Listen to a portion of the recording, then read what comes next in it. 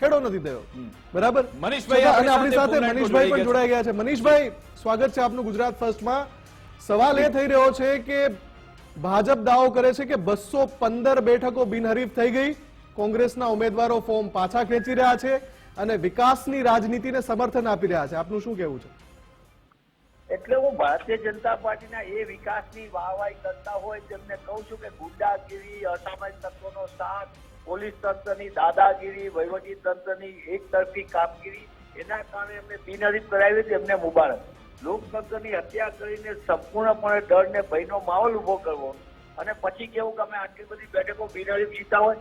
હું ગુજરાત ફર્સ્ટના માધ્યમથી સરકારને પૂછવા માંગુ છું કે તમે ભારતીય જનતા પાર્ટીએ સારા કામ કર્યા હોય, આટલા વર્ષોનો તમારું સરસ મજાનો નગરપાલિકાનો વહીવટ હોય, ત્યાં શુદ્ધ પીવાનું પાણી ન મળે, ગટરો ઉભરાતી હોય અને ભ્રષ્ટાચારના કેન્દ્રો એટલે નગરપાલિકા બની ગયા હોય અને એવા સમયે તમારે આ પ્રકારના હાથકંડા કેમ અપનાવવા પડે? તમે એટલું સુંદર કામ કર્યું તો લોકો તો ખોબલે ખોબલે મત આપે તમને. તમારે ક્યાં બધું કરવાનું જેવું છે? અપહરણ કરવાનું, ધારાસભ્યની ગાડીમાં પોલીસની સાથે લાવવાના, ઉમેદવારના ફોર્મ ખેંચાવવાના. મનીષભાઈ, સવાલ એ છે કે તમે ખૂબ સરસ રીતે આ વખતે ટિકિટોની વહેંચણી કરી, ક્યાંય બખેડો થયો એવા સમાચાર પણ અમારા સુધી ના આવ્યા. બધું બરાબર ચાલતું હતું, ફોર્મ પણ ભરાઈ ગયા.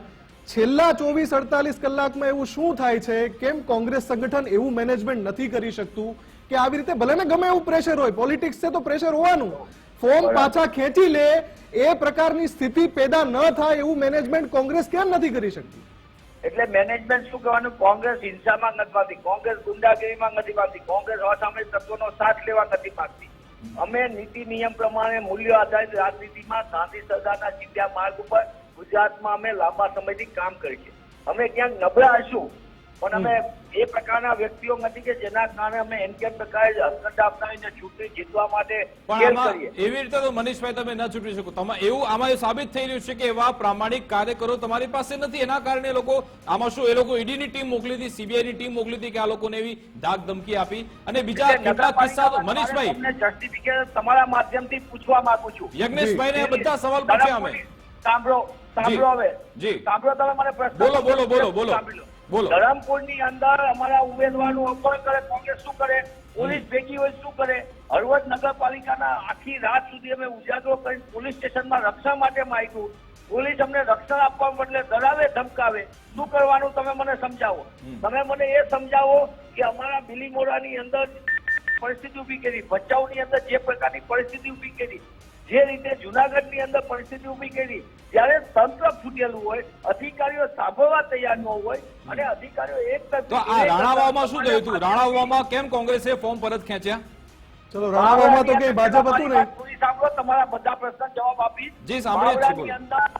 બાવળાની અંદર ઉમેદવાર ભાજપનો ફોર્મ ખેંચે છે, પોતાની સ્વેચ્છાએ ખેંચે છે, તો તંત્ર એનું ફોર્મ વિડ્રો સ્વીકારવા તૈયાર નથી. એટલે કે સમગ્ર ઘટનાની અંદર જે પ્રકારની આખી પરિસ્થિતિ થઈ છે, ભાઈ તમે કોઈ ઘટનાને કઈ ને કરી નહીં. ગુજરાતની અંદર જેટલી બેઠકો કોને બિનહરીફ થઈ પણ કેવી રીતે લીધી, કઈ રીતની પરિસ્થિતિનો ઉપયોગ કર્યો, કઈ રીતની ગુંડાગીરી થઈ, કઈ રીતની પરિસ્થિતિને વહેંચી ગઈ, લોકોને સ્થાનિક રીતે સામાજિક, આર્થિક અને રાજકીય દબાણ, પોલીસનું સતત દબાણ, સ્થાનિક અસામાજિક તત્વોનું દબાણ. પણ મનીષભાઈ, આ સુરતની લોકસભા ચૂંટણી વખતે પણ તમે ભાજપ પર આ જ રીતે આરોપ લગાવ્યા હતા, તો પછી આ સ્થાનિક સ્વરાજની ચૂંટણી આવતી હતી તો સુરતની ઘટનાથી બોધપાઠ લઈને કોઈ તો એવી પક્ષ લેવલે તૈયારી થઈ હોય કે આટલી બધી બેઠકો બિનહરીફ ન થાય. આમાં જનતાનો શું વાંક?